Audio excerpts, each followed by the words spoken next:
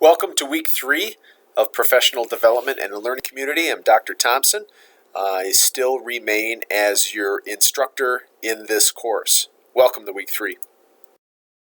In class 3, we'll be taking a look at goals, outcomes for professional development, and coherence, clarity, teaching, assessments, and interventions.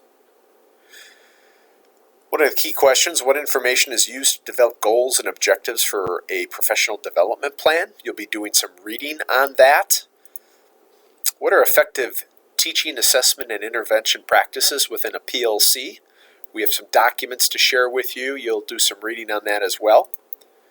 Why is it vital to move from a traditional organization to a PLC?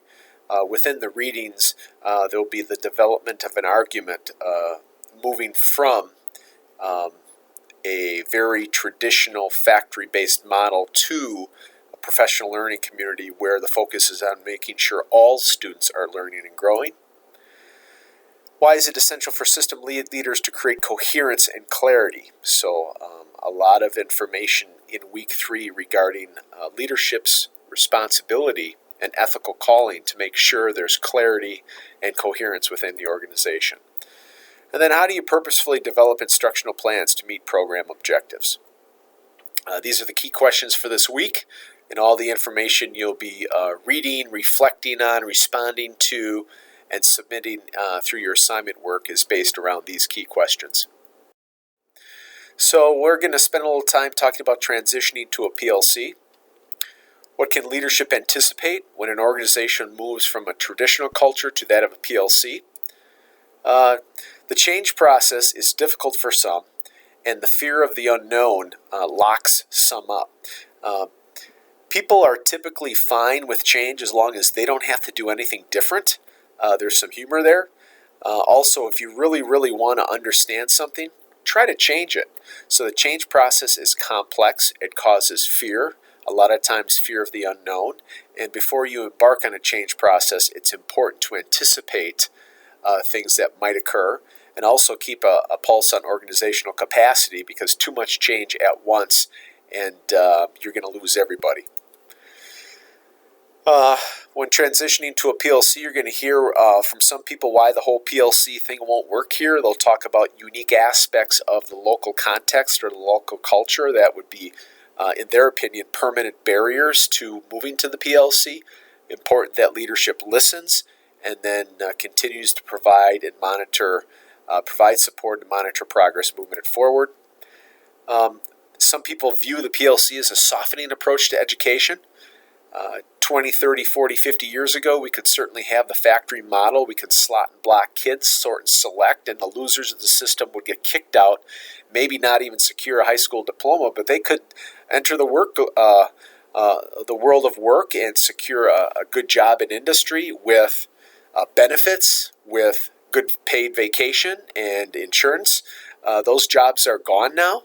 It's important that when we work in schools, we're working to ensure all students are growing and achieving over time, because there's no more sorting and selecting. All need to be successful if they're going to experience any kind of success in the 21st century after high school. Some people resist the PLC because we have to teach students responsibility.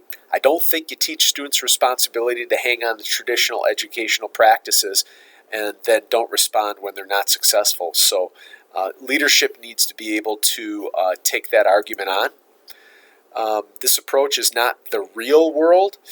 I'm not aware of any fake world, so when we talk about real world, that's the world we exist in. And really, my work in education and in the private sector, we have to do whatever we can to support our employees and monitor our employees and make sure all our employees are learning and growing over time. When some of the people that are in the organization miss deadlines, we don't immediately fire them. When they miss a concept, we don't immediately fire them. We work with them. We provide them learning opportunities and support and professional development over time. So that is what I see in the real world, and I think we have to do more real-world practices in our classroom to monitor and support students to ensure all are learning. Some of your team members may experience a little unrest, and they're going to wait this thing out, and hopefully it will pass. Ultimately, working to ensure all students learn, that will shake the adult-centered learner. And when you're in conversations about change and unrest and dissidence, take a step back and see if the student is at the center of the conversation. When you're shifting from a traditional model to that of a PLC, often the conversations revolve around what's convenient or best for adults. This whole approach is what is best for student learning, how can we make sure all students are learning, how do we respond when some students don't learn, and then how do we respond when the kids already know what we want them to know, and how do we extend their learning. A couple more ideas about transitioning to a PLC. A question, what can leadership anticipate when an organization moves from traditional culture to that of PLC? First of all, effective leaders do not begin by changing assumptions and belief. They begin by focusing on changing behaviors. You might get stuck if we have conversations about values and beliefs right out of the gates. It's about changing practice, changing behaviors. Following that, beliefs come. So again, attitudes follow behaviors. People accept new beliefs as a result of changing their behaviors. Certainly some people will get on board right away because their values ring true with that of PLCs. Other people are going to have to change their behaviors, and then the beliefs come after that. Ultimately, we want to grab people by their practice, and their hearts and minds will follow. Why is aligning mission, vision, values, and goals of an organization when increasing student achievement? Why is that important? Mission, we got to think about why we exist. When you're working within a PLC, it's important that you spend some time developing your mission with diverse stakeholders and refining it over time. Continue to answer the question, why do we exist?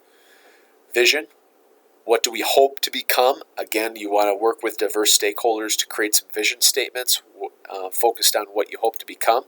Values, what are the commitments we make to create a school or district that will improve our ability to fulfill our purpose? And so again, spending some time with diverse stakeholders to develop a clear mission, vision, and value statements can help provide clarity, coherence, alignment, and understanding within an organization. The last piece, which is most often missed, what goals will we use to monitor our progress? And we can set goals, but we also have to have triangulation around those goals. Multiple measures of multiple assessments, a variety of assessments that will indicate whether or not we're making progress on our goals. And again, there's got to be clear alignment between the mission, vision, values, and goals. These are strong characteristics of a PLC. Why is aligning the mission, vision, values, and goals of an organization important when increasing student achievement? Without this alignment, a culture which is focused on all student learning will be a classroom teacher dependent. So without a great coherence and belief within the system, the quality of the educational student experience is going to be totally based upon which teacher they get. Highly effective PLCs have equity in mind, making sure that all students experience a great learning opportunity regardless of the teacher that they have. So again, I'm going to be working on getting to coherence and alignment, making sure we get to the intended PLC practices and behaviors. You're going to be learning about who sets the direction and tone for alignment and behaviors, typically the leadership, whether that be the administrator, lead teachers, grade level teachers, working with other people within the organization to set that tone. How long will it get to alignment and new practices? It depends on the culture of the organization, how far along they are. Any substantial change typically takes 3 to 5 years if done well. It's a mistake of leadership to think they can go from a traditional factory model to that of PLC in a short amount of time. How do you combat traditional teacher isolation? Time is the thing we want to make best use of, and how we schedule common planning time and professional development time within our school calendar will indeed combat teacher isolation. Disposition of the educator. What are the guiding values and beliefs of each teacher, and really focus on that to remind people why we're here. Where are your school's primary documents? So later on, we're going to be spending some time on school and district accreditation. I've worked on a lot of accreditation teams, visiting schools, visiting districts, talking to their leadership, talking to the students, talking to the teachers and parents, but also taking a look at the primary documents. Are there mission, vision, value statements? Are there documents within the organization that guide the learning targets, what intervention looks like, what extension looks like? Other documents that would suggest that their PLC or the lack thereof may suggest they're not that far along. So looking for and developing primary documents within a school is really important. And then ultimately, the behaviors of the adults within our organization aligned with the PLC tenets. And I touched on this about a half a minute ago. Could an outsider review your school documents, practices, behaviors, student data, and agree and see an effective PLC? So, someone coming in from the outside, what would they see? Would they see PLC, or would they see the traditional factory model? What does effective instruction look like? Review of the literature revealed themes related to the nature and nurture of learning as follows. So when I reviewed all the literature a few years ago, these are the things that really stood out to me. Learning is neural and multidimensional. Really, there's a lot of biology behind student learning and adult learning. There's all the different aspects of the neurology, as well as the social, emotional, cognitive, physiological aspects of learning. Learning is influenced by social and emotional development. Clearly, each adult and student learner is at a different spot in their social development and emotional development, and you have to take those things into consideration if you're going to be providing effective instruction. Perceptions make a difference in learning. The research is clear. Students and adults both have very accurate perceptions of whether or not they believe their teacher believes they're capable of work.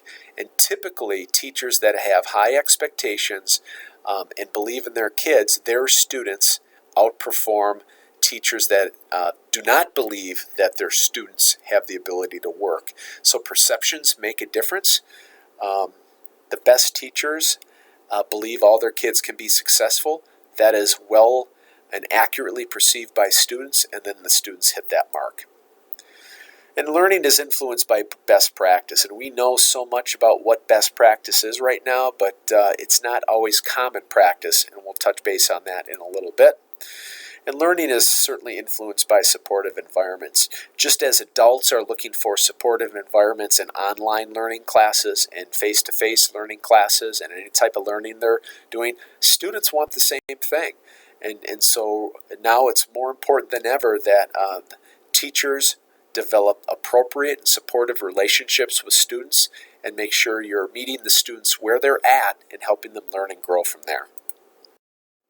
So what does an effective assessment and intervention look like? Again, effective instruction, assessment, and intervention.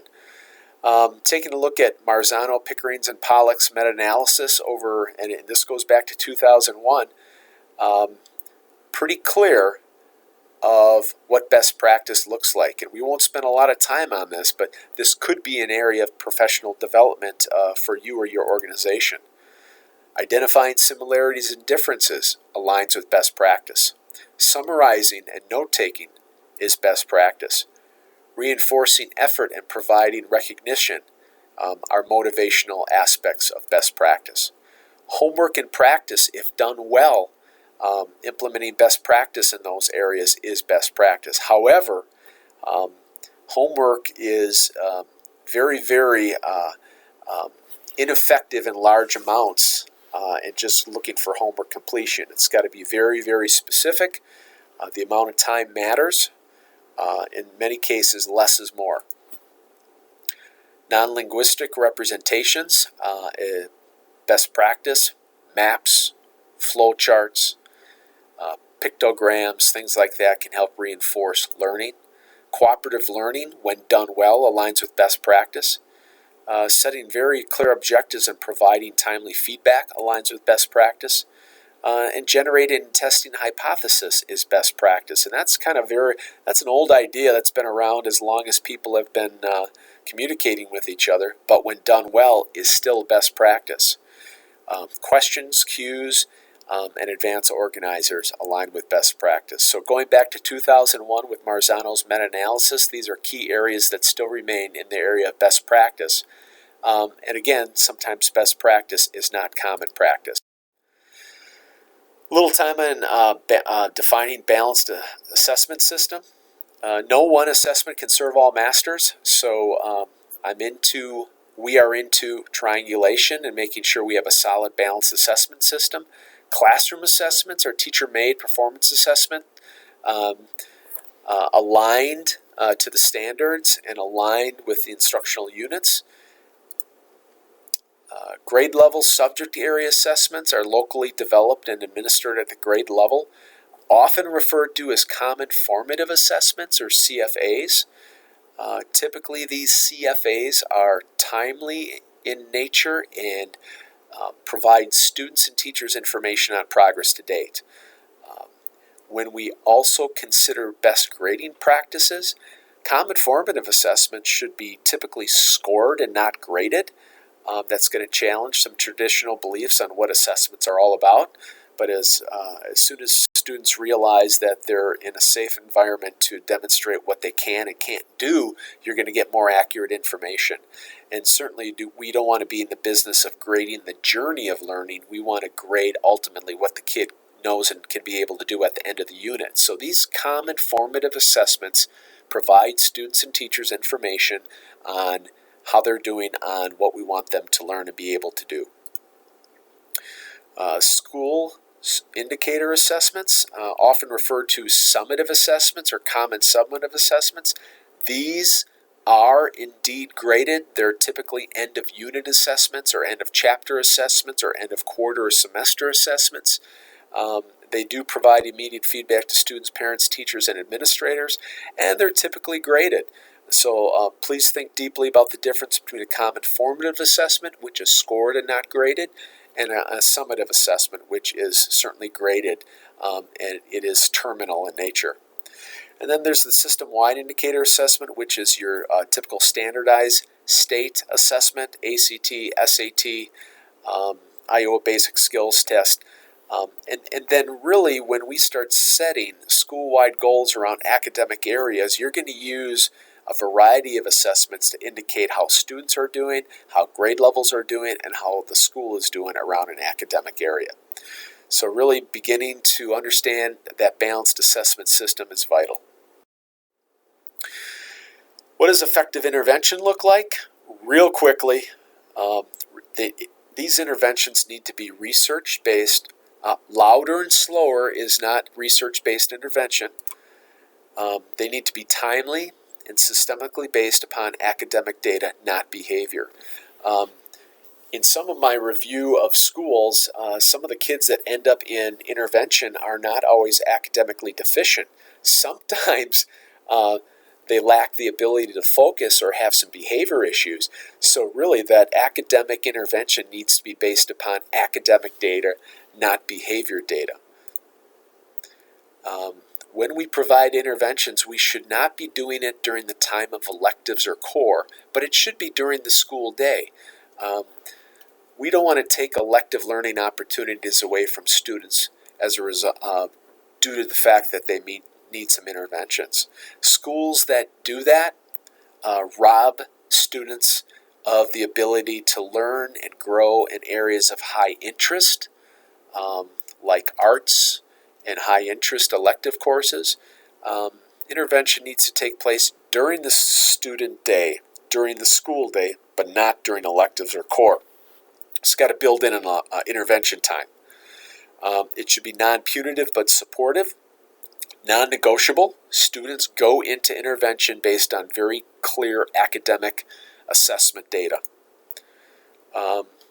Using short cycle intervention and assessment is important. Dropping them into assessment, ensuring that they grow, and getting them pulled out based on progress. So we got to have some progress monitoring tools around very specific academic areas. If those students are growing in those areas, they're pulled out of intervention. Intervention is not forever. Multiple interventions for key areas are required in reading, math, and writing.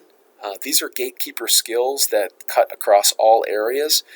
We know that if students struggle in reading, they're going to struggle in accessing all information. And math is a gatekeeper skill as well. So having multiple interventions in those key areas is important. And early intervention is the best. So the system needs to put as many resources in at the earlier grade levels, because if you catch students up early, typically they remain on grade level moving forward. So, a lot of information. I want to talk a little bit about assignments for the third class. In week 3, you're going to read Caffarel and Daffron chapter 7 and 8. Do Ford and Full in chapter 2. Got some documents here that we're going to ask you to review. Assessment, homework, and grading practices, the balanced assessment system, and a PLC self-assessment.